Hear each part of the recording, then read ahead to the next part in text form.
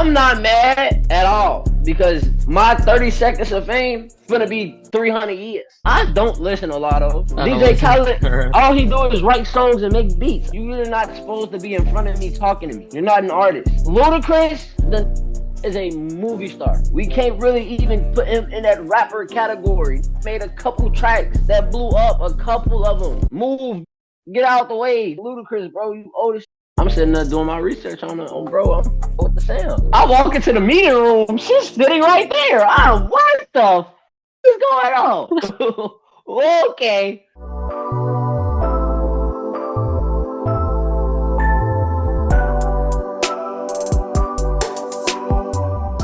He's the CEO of YGB Records. He recently appeared in season 2 of Netflix's Rhythm and Flow, and you may know him from his song Happy to Be Angry. Please welcome YGB Reaper to the podcast. How are you doing today? I'm amazed. How you doing? Good, good. Happy to have you on. We already got talking a little bit about your time on Rhythm and Flow before this, but excited to get into it more and let the people hear what each of us have to say about it. For sure, for sure, for sure. Bro. But just starting things off, like with rapping, with music in general, what made you want to get into it or like try to pursue it? When I was little, my big cousin JJ he used to be into rapping. He used to make music and shit. Bro, and like when I hear him rapping, I'd be trying to do the same shit he was doing. I was like fast doing this shit. I ain't never think it was gonna get like where it is now, you know? Yeah, yeah. And so was that like, was rapping or music kind of always something you were chasing since following your cousin, or was there anything else you were thinking of doing? I used to play football. I used to be good at it too. Bro, I used to play football for like all the way up to my freshman year in high school. Bro, All I right, used all to right. So have fun. you were going for it. You had a shot there. What position did Bro. you play? I was receiver, I was safety, and at one point in time I was running back. Nice. And so, I mean, I don't know right around when you started or if there was anything you did like before coming to this name of YGB Reaper, but if there's anyone else like, yeah, I mean, you got on Rhythm and Flow. If there's anyone else trying to build up their career or get a shot like that, what tips or advice would you give to other people trying to get their career started? What I say is ignore all bullshit. Like if it ain't nothing that's bettering you in a sense, don't pay no mind to it. And also just don't give up. If it's something that you really want to do, don't never really ever give up. Cause that's all I did. I just kept going, staying consistent with my shit. Like even when shit get hard, at least believing in myself, like helped me get to where I am, bro. Yeah. Did you go through anything like that? Did you have the whole thing of people telling you like it's not gonna work out, things like that, and you just keep Well, going? what my teachers was telling me this shit. I've been hearing this shit from everybody. My teachers. I remember at one point in time, my uncle, my mom. There's a lot of shit going on. Like, and nobody really put forth like the belief. I mean, my stepdaddy and my manager. Those are the only two people that I can really say like Hmm. that was like But I had mean, like any type of role model in my eyes or anybody that was like in my man over me for a moment. Those are the only two people I could really say actually believed in the nigga, you know? yeah, yeah, which is huge. I think family support, but even anyone around you that like can support you in whatever you want to do is huge. And I Yeah, mean, bro. to the other people who didn't believe it, I mean, you're on Netflix and so always going up, always making progress. That, And bro. so starting out, where does the name YGB Reaper come from? Alright, so YGB, that's Young Global Billionaires, that's the label, right? Yeah, And then Reaper, that's just something my homies been calling me for a long ass time now. awesome, awesome. And I so, just put the two I'm together. yeah, YGB, the label. I mentioned it in the intro. You're the CEO of it, and Bro. you have artists signed to it. You got all these different I YGB got artists like I got Lowski, 12 artists right now. 12 artists. Awesome, awesome. Yeah, And so on bro. what made you think of like starting a label or like signing other artists and things like that? Because when I first started like making music on my own, I was just doing band lab and shit. And like I always wanted to be sign to a label, but at the same time, I didn't want to sign to a label. I still wanted to be independent with my shit. Yeah, you want that balance of like independent versus having a Yeah, label backing you and things like that. And I think bro. it's awesome that I don't know how involved you are with the signed artists, but I think it's awesome that when you're looking for people to try to help support you on along your journey, like you're kind of being that for these other artists that you're signing and helping them along. Yeah. Most of my artists, I had like a real friendship with all my artists before I even started my label. It was more so I had to find out what everybody was useful at, you know? Yeah, yeah. And so for the artists, like are those did they have the artist names and you're just putting YGB in front of it, or are you kind of working with them to create new names and new artist personas for them? So when it came to like all my artists and like how I wanted to basically go about everything that came with the label, I wanted everybody to be rebranded because that was my thing. I wanted everybody to fix up their image first Hmm. before we started doing anything. You gotta look the part. You gotta dress the part. You gotta act a certain way. Yeah, Certain shit we can't be doing no more. Like at first, it was real. So everybody didn't even because a lot of my artists on my label, it was more so I seen potential in them, and I seen that ain't nobody was helping them. So why would I let you fall victim to the same things that I was falling victim to when I ain't had no help? And now I'm in a position yeah. where I could show you the things that I've already learned, so you don't have to take certain steps. Bro. Yeah, yeah, it's awesome. And I mean, like going forward from now, let's get right into the actual like rhythm and flow part of it. Your Bro. appearance on Netflix. What was that just like moment like getting on stage to audition in front of some of the biggest names in rap right now? So I'm a really just lay it all out for you, right? Yeah, let's get into it. So it was more so I got in tune with my my engineer and he told me it was this competition. Now he didn't tell me what it was. He just told me to submit my song through the online shit and see where it go from there. A couple weeks went past.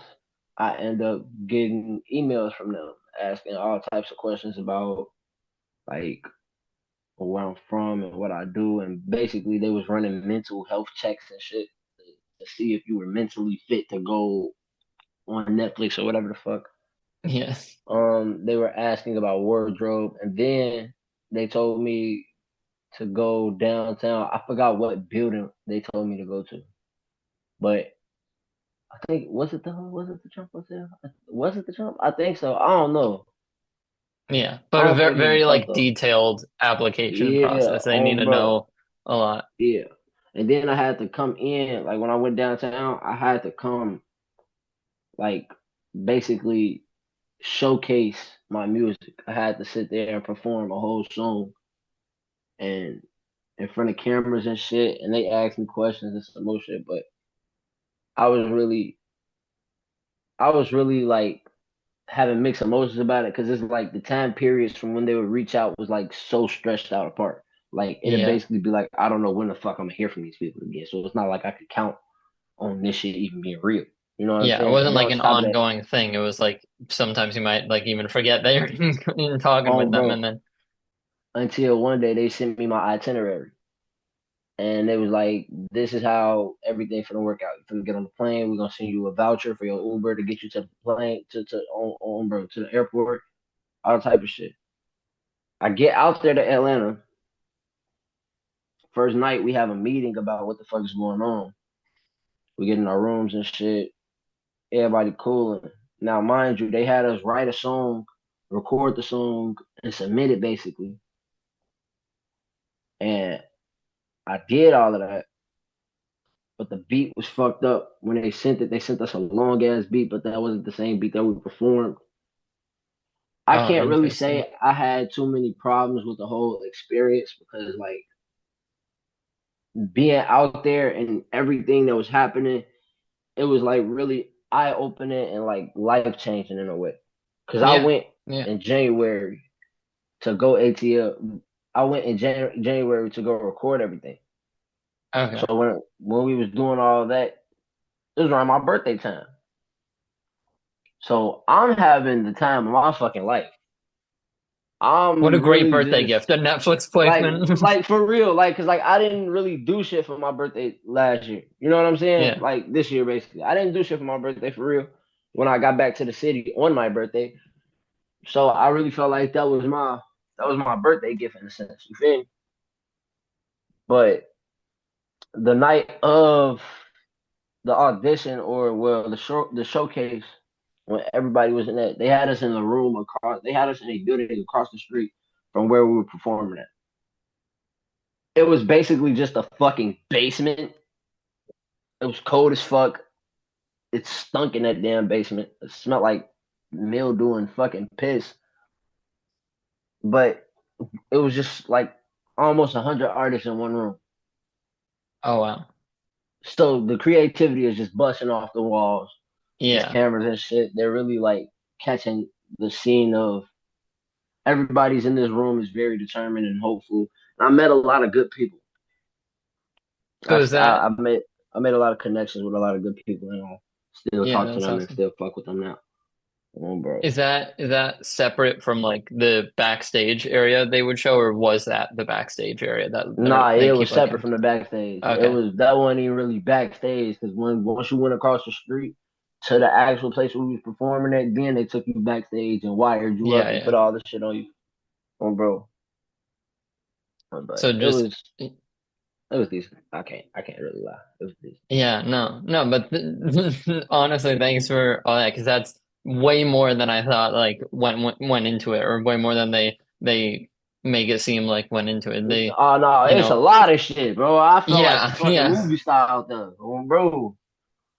The show, like obviously after season one, I knew that there was some process of like auditioning, applying, things like that to get on the show.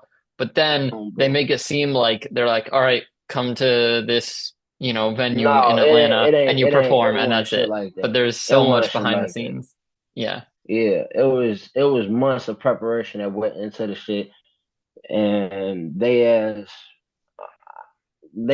I can't really like the thing I didn't really like about the shit was like once I performed in the news that I got and how they like portrayed it. I guess the questions that the motherfuckers with the camera was trying to like ask was like weird as fuck because I felt like they was trying to get me to say I'm so hurt and devastated about this shit, like, and I really Yeah. wasn't. To be honest with you, in the moment I dropped a couple tears because I called my mom right after I got off stage, and like the judges, I heard Latto talk to me first. The first thing Latto said was, "You're young, you have a lot more room for growth, and I really don't feel like you using all of the tools that are at your disposal. There's things like TikTok and WAP the Bam and all this other shit now." I'm sitting there looking at the bitch and I'm like, mm-hmm, yeah. Whole Trying time to I hold back your words. trying to hold back all the shit that I want to say because it's like, bitch, you don't even know me. And I'm doing all of that right now. Like all the shit that I be doing, all the visuals, I record, I edit, I do that shit. Yeah, I there's got a so much cameraman that for goes the into it. label. I got a cameraman for the label to shoot our music videos, but I'm the one behind the scenes editing everything. Yeah. I've been Yeah. doing this shit for a long time, and I'm not even that old, nigga. Like that's the thing that was blowing my mind. Like you came from a show similar to this, and you're sitting here telling me at my young age that I'm not young enough, I'm not old enough to be here. Basically, okay, I'll eat those. I'll just sit back and eat that. But I couldn't sit back and eat it once it got to the point where the rest of the judges were just piggybacking off of what the fuck she said. Yeah. Yeah. And the shit so crazy to me is the clips that they had. You seen how it was like chopped clips? Yeah, they really Ludacris didn't barely say that showed shit to me. anything from your audition, which like I really wish they showed more because I was vibing with your audition. I love the song you played. If they didn't own that song, I would play it for you. Like that's the thing. Like, but So they so own when all of you that shit. submitted that to audition, now Netflix owns that song. No, they wanted me to make that for the show. Like they gave me a beat and Oh, did all of got that, it. so they own that shit. Like I can't use those lyrics on a different song. I can't do that shit no more. They own it. That's insane. Yeah. Hey, it's Heroek, and this episode is sponsored by me. Well, kind of. If you don't know, I recently started a clothing line called Quest Clothing, which you can shop right now. I'll leave some pictures here on the screen, but we got the core collection, which is just this sleek black and white design on a bunch of products, and then we also have some more like merch style stuff with cover arts for my songs and things like that. I've been wanting to do this for a long time, and I'm really excited that I now have it, and so expect a lot more collections, a lot more designs coming out soon. I'll leave a link to it down below, and if you want to stay up to date with any new releases or anything like that, follow at Shop Quest Clothing on Instagram. So go get cool designs like this, or even this, and you'll be helping me support all of this, the podcast, the music, everything. Plus, it just looks cool. We even got this nice big letter design on the back. Look at that. Look how cool that looks. So head to the link in the description to get yourself some Quest clothing, and make sure to follow at Shop Quest Clothing on Instagram for updates with new collections and stuff like that. And now, back to the episode. It just got to a point where I'm sitting there listening to the feedback that I'm getting, and I'm like, okay, clearly, A, no one's paying attention to shit that I just did right here. B, they're scared. What It's do you the think they only were thing. scared of? You know, when you see like it be ways like you can notice like a Vela motherfucker going somewhere, Yeah. or he gonna be somewhere, she gonna do something, or you could tell once everything is put on display in that way. You know what I mean? Mm-hmm. Mm-hmm. Like if I'm showing you my potential and you either A, say I'm not good enough, or B, disregard all of the shit that was just put in front of you, I feel like you just either A, hating, or B, you scared that I'm gonna take your place. Mm-hmm. And the So thing is, I didn't come into this industry to take nobody's spot. I came in this bitch to make my own spot. yeah, for you, you came in for you, and so like if whether it's scared or whatnot, if you think that they saw something in you or really thought you had potential, do you think it was like ultimately up to them, or did you have any inkling of like Netflix producers like trying to sway the decision any one way? So the craziest thing about the whole shit, like when I was out there and the night of like the performance, basically, I was hearing the camera crew talk about how everybody was picked for a specific reason. It wasn't more so motherfuckers got picked based off their music, or It motherfuckers was got not just picked. like these are the best rappers we found. It's like No, it there's was more there's things so behind it. we're looking for roles. Like they wanted me to be the little hothead nigga from Chicago. That's what they wanted. That's Yeah. exactly what they wanted. Like that's what I heard. They wanted me to just be a little hothead from the city. So once I heard that shit, I'm like, y'all think this shit is a movie when this is not a game. This This is is my real life. life. This is Yeah. my career. This is shit that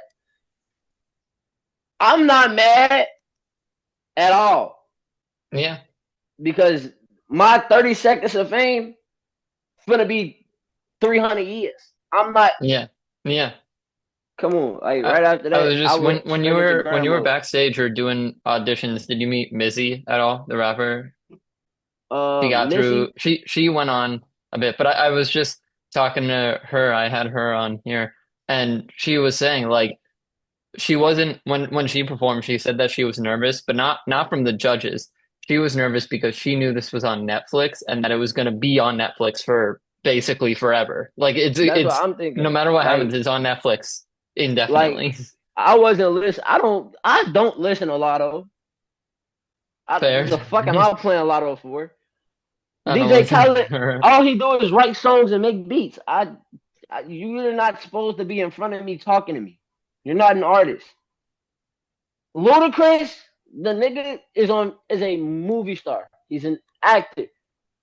We can't really even put him in that rapper category. Nigga made a couple tracks that blew up, a couple of them. Move, bitch. Get out the way. That's literally the only shit that I can remember. And like Ludacris, bro, you old as shit. Are you a music artist trying to find a way to get your music on as many streaming platforms as possible? Then check out DistroKid. DistroKid is a super user-friendly and super easy-to-use service that will make your music available in stores like Spotify, Apple Music, iTunes, Amazon Music, YouTube, Snapchat, everything. Everything you could imagine, it's available. People will even be able to add your songs into their Instagram stories. DistroKid helps you with the distribution, monetization, and promotion of all of your music. Use the link in the description of this video for 7% off any DistroKid package you want. Pick from musician packages designed to help artists get their own music out there, or even get a label package where you can manage up to 100 artists from one profile. So that's more for like managers, labels, and you can also get the musician package that I mentioned earlier, which is more for artists, producers, things like that. It's super easy, and you can get 7% off any package right now with the link in the description of this video. So once again, if you're looking for a way to get your music on as many streaming platforms as possible, I'm talking any platform you can think of, get DistroKid and get 7% off right now with the link in the description. Back to the program. Did you watch the first season of Rhythm and Flow before like performing on it? My I cousin feel was like on the first season. Ariana. oh awesome. Who? Ariana's your cousin? Oh, that's awesome. Yeah, I loved him on the first season too. He went crazy. But like the judges of the first season, I feel like just like had I feel like their feedback was a lot more helpful and real and like meant something versus That's like what I'm saying. I felt like they shouldn't have changed the judges because one, the judges that they picked shouldn't have even been judges. Like I see why they picked Latto because she came from the rap game and shit. She was a contestant on a show that made sense in their opinion. But if that was the case, let's do somebody more so like J.I., the nigga that was on that same show that didn't win but progressed more than everybody on that show. Let's do real people. Like they got Chance the Rapper, they had Cardi B, they had T.I. Those were the biggest people from their city at the time. So why wouldn't we use them and then go to their cities and pick out artists? That made so much sense. I think like I wonder if it was something just with like scheduling or the like Chance and Ti like the season one judges if it was like up to their schedule or whatnot. But I feel like it also would have been cool to have them come back as judges and now they have the knowledge of season one that they all judged and they saw and they can kind of compare all with the first season that they were also there for. That's what I'm saying. That's what I thought it was gonna be. Yeah. I think it would have been better that way. But and so like so starting to transition out of it, but still kind of tying it in with performing on Rhythm and Flow. Did you have any like live performances or shows that you've done before the auditions there? And so, yeah, I figured because you seemed really energetic and comfortable while performing. So what was your first live performance like that first time you step on stage to rap? My first show, believe it or not, nobody was there but my mom. Really? Like, it wasn't even really a show. It was a competition at the Fords. And I basically put my name at the bottom of the list. So I guess I kind of fucked myself in a sense. But the first time I got on that stage, I knew this is what I wanted to do for the rest of my life. Yeah. And I can't even say that was my first time being on stage and noticing that. My first time knowing this is what I wanted to do, be on stage in front of a crowd of people singing my fucking heart out. I knew I wanted to do this shit since like 7th grade at the talent show when I was singing fucking Stitches about Shawn Mendes on Full Now. Yeah. I knew this is what I want to do, whether it be anything. And like Hmm. I could say the first time I had like an actual show for real, where people was there and shit. I rock that bitch on bro grade. Man, I ain't got stage fright. That's one thing I don't got. I got out that shit fast as hell. Once I realized I love the spotlight. You can't love Yeah, the spotlight and have stage fright at the same time. Those two things don't coexist. yeah. So And I think like because you mentioned it like when talking about Lotto's feedback, like trying the TikTok, trying online and everything, and you're running a label which is like in and of itself basically a full-time job. How do you use or what do you think about like all the social media and stuff affecting music? Because from what I can tell, you're really into it, and so I'm wondering like how you feel about it versus like just being able to focus on the music. um to be honest with you, I'm in the process right now of deleting my socials. Like Oh, yeah. I just got engaged on the 8th. Um Congratulations. that's thank you. That's what I'm saying. Like I You don't got bigger really care things. for the media. I don't really care Yeah. for the media. I just know that in order to be an artist, my face has to be in the media. You see Yeah. what I'm saying? Like music and media go It's something you side by have to do, side. not something you want to do. That's why I'm deleting my socials and letting my manager run them. Like I can make Hmm. content all fucking day, but now I don't have the added stress of what the fuck the comments are saying, how many views it got in 5 minutes, or what the fuck, whatever. That's You know nice. what I'm Yeah. saying? Yeah. So now it's more so I get to lock in better. All you're And doing but is the pure like creation of it and everything, yeah, which is how it should be, honestly, and how it used to be. But bro, I found myself being too consumed instead of being more of a creator. You know? yeah, yeah. And so like coming up with a new song, whether it's the one you had to submit for Rhythm and Flow or just any of your music in general, what does your creative process typically look like for writing a song? The last song I wrote was "Your Love Gets Me High," Hmm. and I could definitely say I've made 500 songs since then. Oh wow. And the fact of the matter is, my brain don't really let me sit down and write. Yeah. Like I wrote the first verse and the hook to "Your Love Gets Me High," and then after that, I freestyled the rest of that shit. Like I punched it in, and like since then, I just been punching in. Like I hear a beat, I play it, and then I fuck it, I'm gonna just go in, and then build off of that. I like Yeah. more so hearing and building the song while I'm hearing it.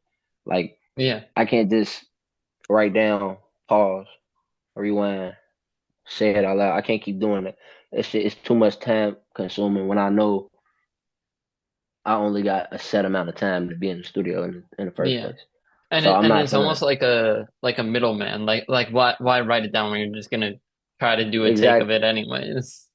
and it's easier for me to remember my song when like say like if I'm out or like I'm at the house and I'm not gonna go to the studio for a couple of days and I want Hmm. to make something instead of just writing a song and just keep hearing it and having to memorize it. I can just literally go on BandLab, record the song, and now I'm playing the shit in my ear. It might be a low quality, but I know what the fuck I'm gonna say now. Yeah. So when Make I a go to quick the demo of it. studio, so now when I'm going to the studio, the shit's getting done way faster.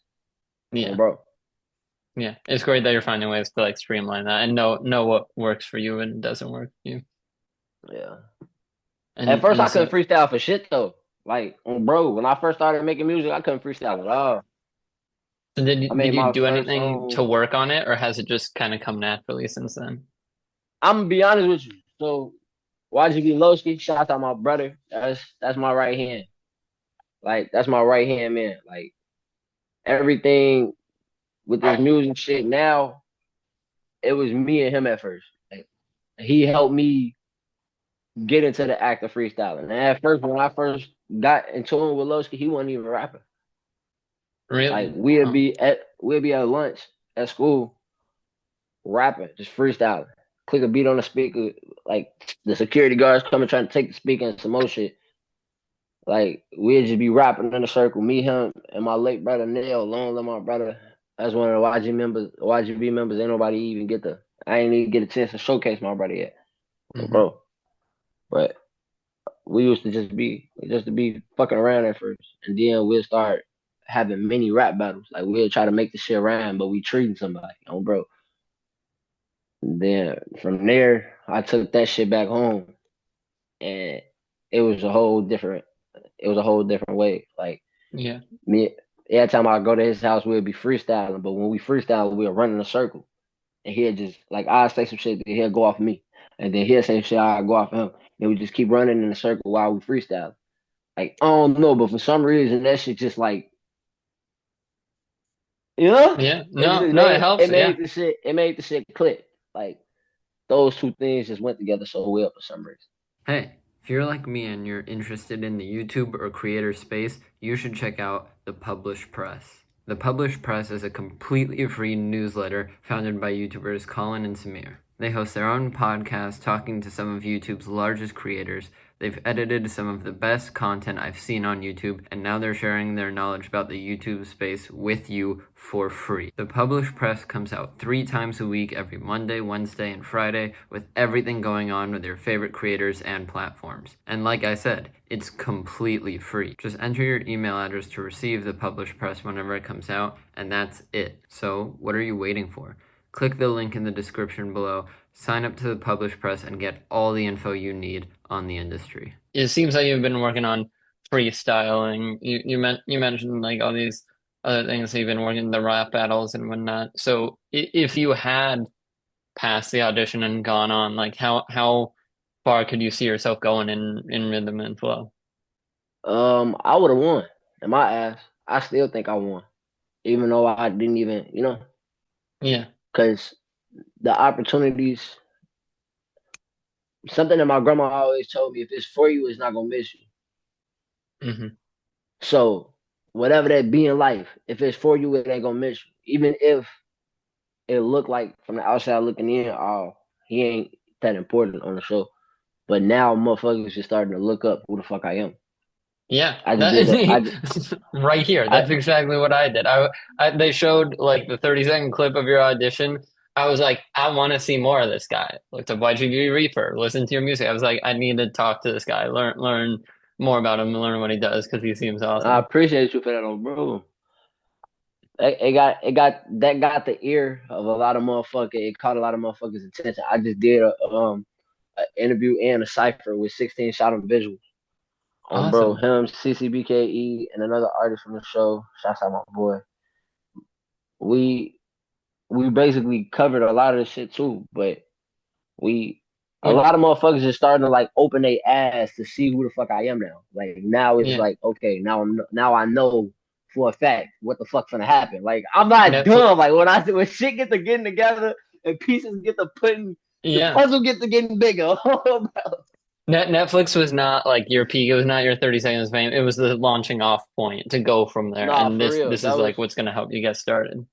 bro, for real. And I feel like, I mean, you mentioned it there. Like, I feel like obviously being a part of Rhythm and Flow, being on Netflix is a huge opportunity and gets you so many eyeballs, like you were saying. But you're like, there are other ciphers too. There are other rap battles to get into. Like, they're doing things that are already like core things in the rap game and just putting it on Netflix. So My there's going to be other opportunities for the same things. bro, my first week, like the real reason why I didn't feel like I missed out on nothing is because like behind the scenes, I was working with artists there. Like I made 4 songs out of town in Atlanta with different Awesome. artists. Like Quinn J, he produced all 4 of the songs. He made the That's beats and awesome. he engineered That's it. awesome. I got a song with Surah Ali, and I got 2 songs with ISIS. So I know it's a lot of shit that's gonna happen. And the crazy thing is, they not even. I don't even think did they put ISIS part out there. I don't think so. I don't, it doesn't sound familiar Right. to me, so I don't even know about it. That's And she crazy. already got the thing that was blowing me. A lot of the artists that was on the show got hella clout already without the show. Like didn't need the show for real, for real. Like Yeah. ISIS, she's eating real good without even rap music for real. She got her own shit going on. Yeah. And that was one of my favorite things about watching season one wasn't even like the show itself. It was starting to follow the artists afterwards and then seeing them put out a song with two other contestants on it and like seeing where it goes after the show and what they do Bro. with it. That was like even better because like honestly, I'm not that often going back to watch season one, but I'm playing the songs of season one contestants. I'm playing their collaborations with people they met on the show, and so I and Surah Ali, like especially a finalist. I can't wait to hear these songs that you have with all these contestants coming out. Oh, bro, that song "Bullshit" with Surah Ali. For real, like when I first met her, like she gave me big sister vibes, like Hmm. all the way, like 100%. Like I just looked at her You like an elder sister. Like From I what I've I seen with her seen, on the show, you two have similar like personalities and everything. I can see you two yeah, meshing well like together. that was the first person I talked to when I got the for. Awesome. Like Yeah. I'm gonna tell you how this shit happened. I'm in my room. I'm in my hotel room. I'm setting up everything. I get a knock at the door. I'm like, what the fuck? Who's knocking at my door? The fuck we just got here? What the fuck is going on? And she get that. You got a lighter? I'm like, I think so. Yeah, maybe. I don't know. Did I ain't you did you had even shit. know she was like a contestant, or did you just think she was like some? Everybody in the hotel was a contestant. Like Okay, nobody was okay, there okay. on no regular stay. Like I think Netflix and them rented that bitch out because Got nobody it, got in it, got it. that motherfucker didn't know what was going on. That So sounds like Netflix. yeah, so it was like everybody in that bitch. But like it was her and then at first and then we going downstairs and that's when we bumped into Quinn. And then I'm looking at Quinn and I'm just getting like Rasta vibes. So I'm like, fuck it, this the gas. This the click right now. It was us there Yeah. a minute. And then when I seen CCBKE, she another artist from Chicago. Crazy thing about her is I seen like video clips of her my junior year in high school. Like I was watching her and Oh, like keep up awesome. with her music in Yeah. high school, and I didn't even know her like face to face, bro. And I'm sitting there doing my research on her, bro. I'm fucking with the sound. I walk into the meeting room. She's sitting right there. What the fuck is going on? Okay, like those, like when I see people like that, like I was just looking at you on my phone, and now you're in my face. Now I feel like I'm around celebrities. I could give two shits Yeah. less about fucking DJ Khaled and fucking Latto and Ludacris and shit. Motherfuckers that's from the city, and I see that you doing good before I get the chance to meet you. It's like, damn, you did your shit. Now I actually see that you famous, bro. Yeah. And there's always something special about like smaller artists or like people who haven't gotten huge yet that you're fans of. Like it just adds Bro. another layer to it. I'm So I'm more cooler with being a fan of somebody that's more so.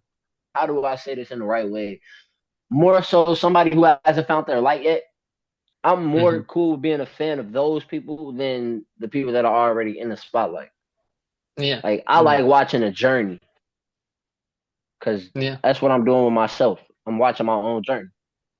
Yeah, and that I think it's one of the best things because like I've seen it even from this show. I've talked to people years ago at this point who came on the podcast at like one level of career, and I've seen them slowly like get higher and higher and higher and whatnot. And I'm like that is so awesome to have like yes an artist, but then also just like someone I personally know and like have connected with, Bro. see them take off on their own journey and see them succeed, which is awesome.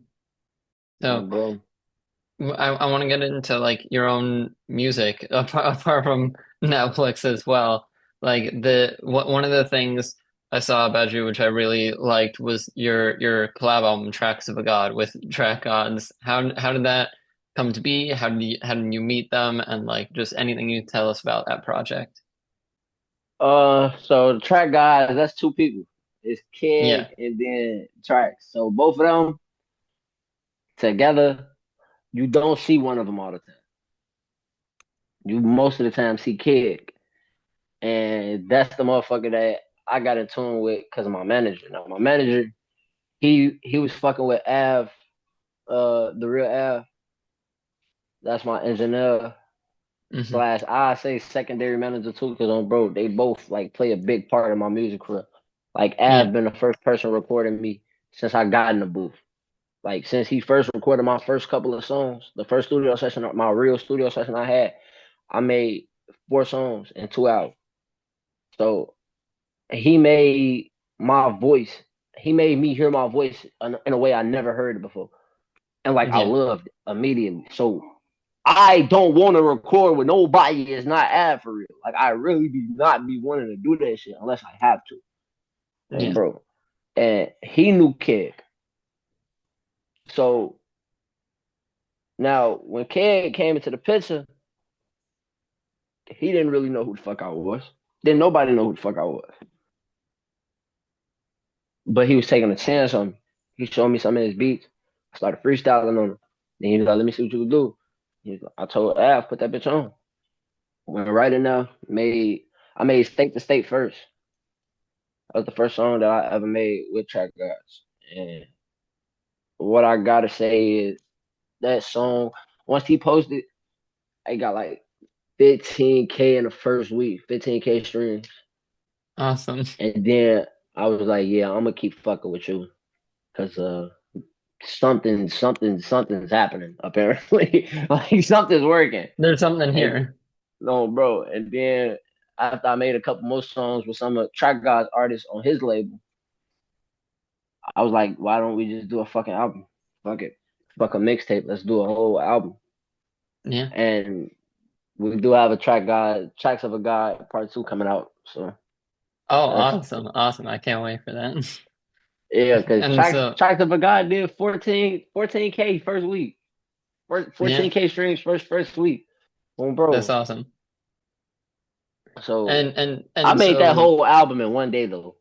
Like really, on really, Band Lab. that's Like on bro. I popped the bean so and then went you had crazy. the ideas and you were like bring them into the studio to like No, not even. Like this not how I go. oh Like I sit in my room. Like at the time, at my old house, I had a studio in my room.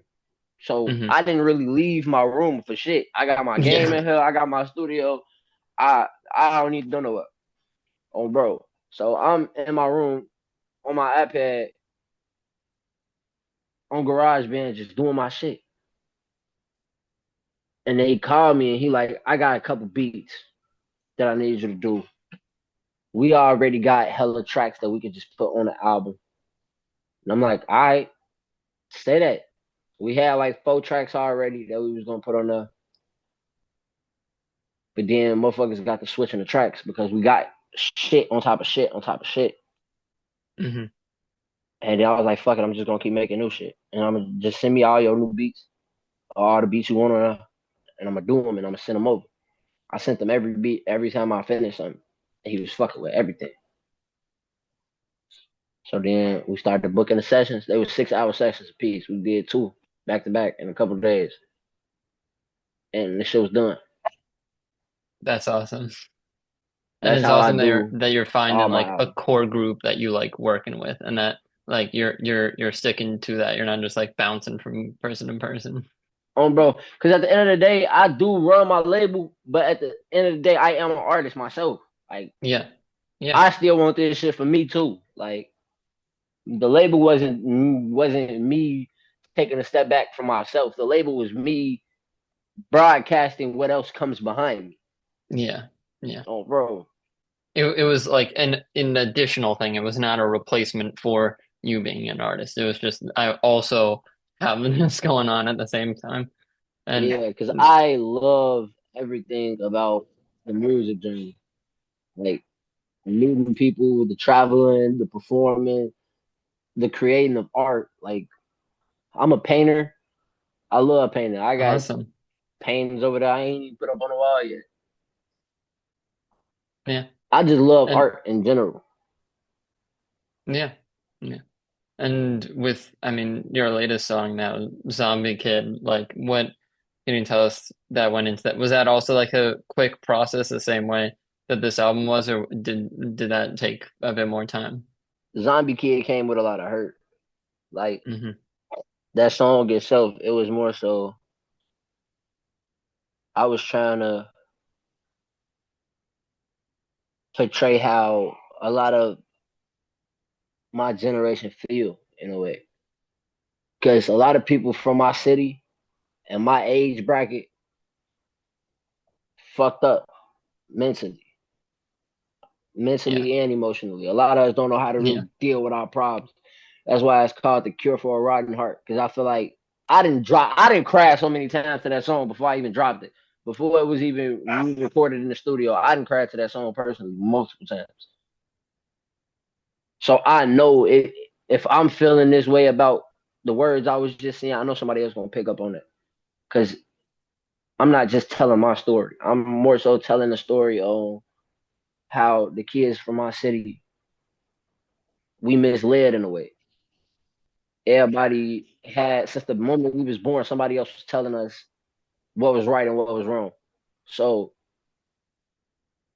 we didn't have positive role models growing up in our life. All our uncles and daddies and big cousins locked up and shit. Everybody doing drugs. Everybody fucked up. So this is what we're seeing. We don't want to be like this, but we still somehow, some way succumbing to the same shit. Cause you grow up watching your mama and your daddy argue all day. You ain't gonna know how to love nobody when you get older. Yeah. That's not how that shit work. You wake up every day seeing your big brother go outside play with guns and hanging with the wrong crowd. You gonna somehow, some way end up doing that shit. That's just how this should be working sometimes. And I wanted little motherfuckers to know that you're not alone. I feel that shit too. Bro, great. Like Zombiekid it was a even though it's not a long song, it was a It's big still important. emotional part to Yeah. me, bro. Which is huge because I think sending a message through music or even just like having raw emotion is super important for any kind of song. So that one is I can see the importance behind it. Bro. I don't know if you noticed, but like you heard that song Party Girl about Stay Solid Rocky.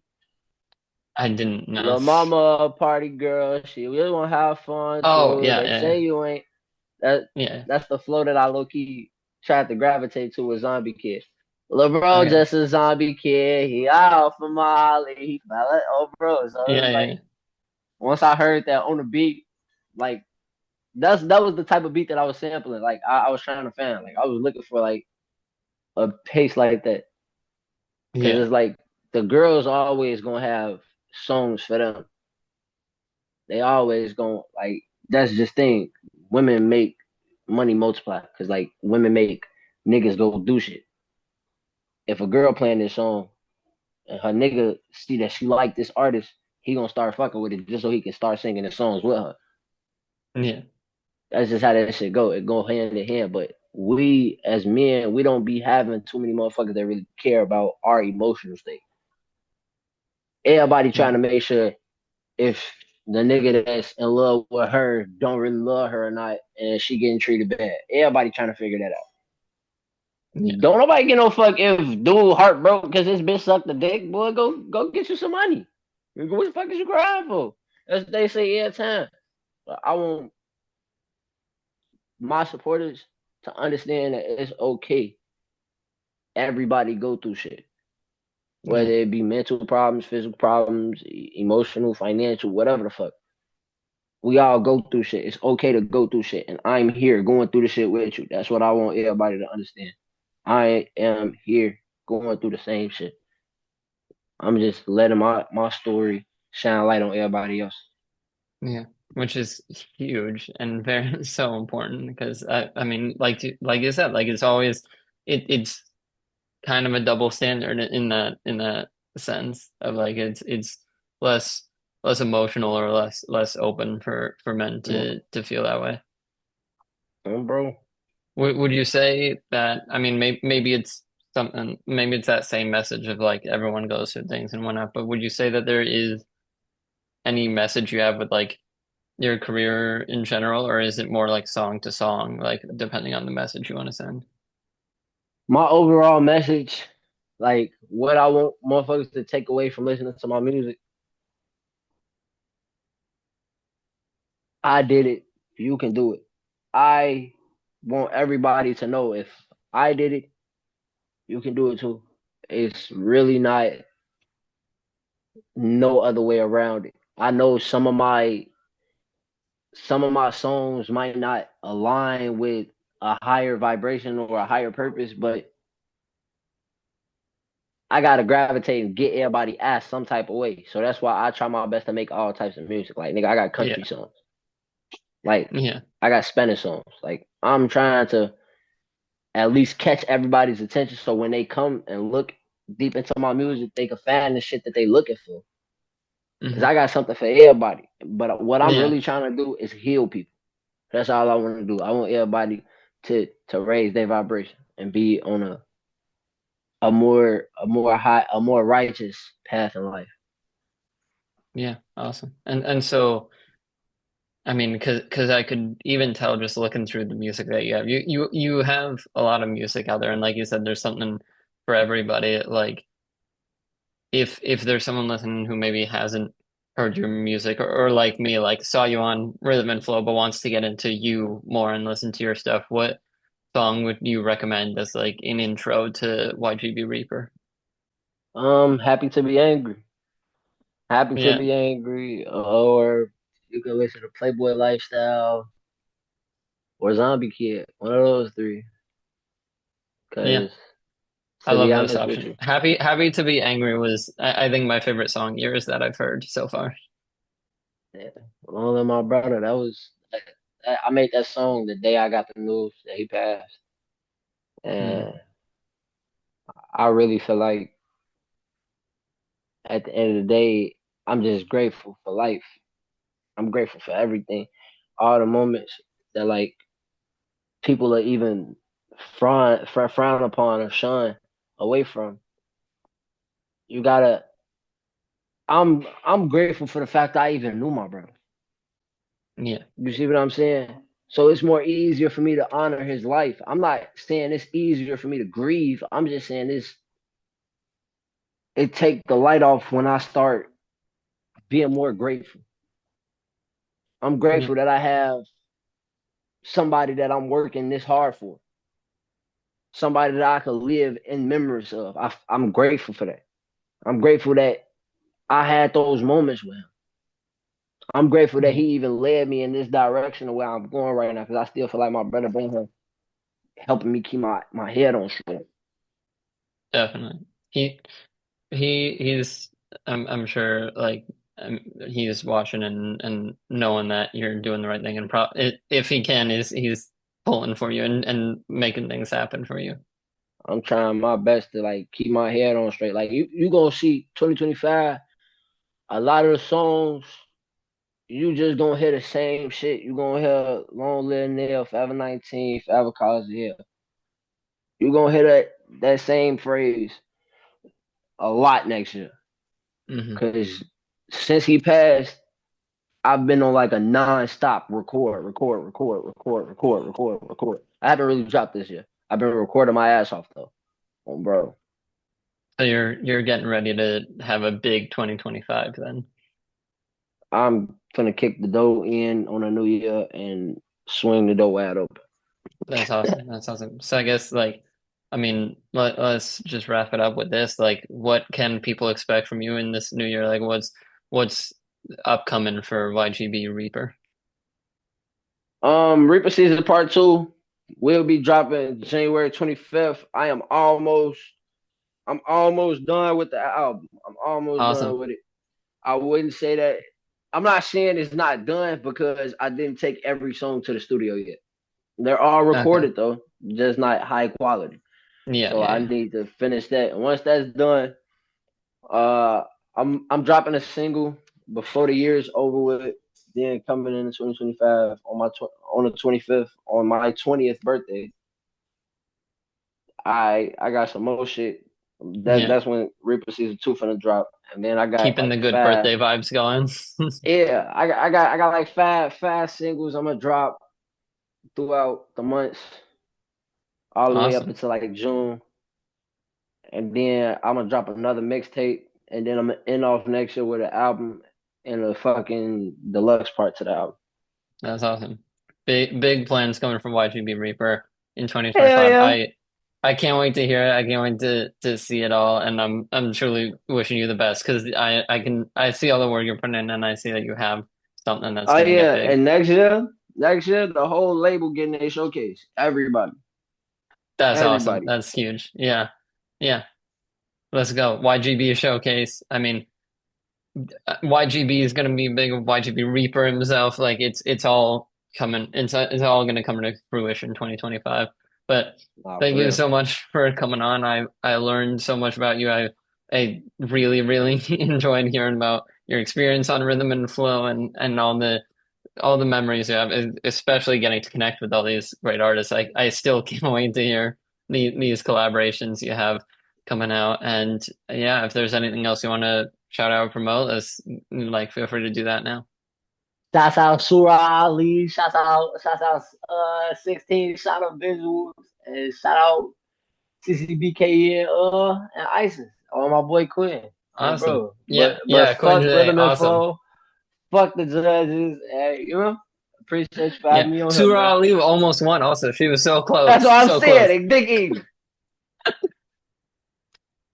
But Awesome. I really Awesome. appreciate the opportunity for me even being on here. So thank you. Yeah, yeah. I appreciate getting to talk with you.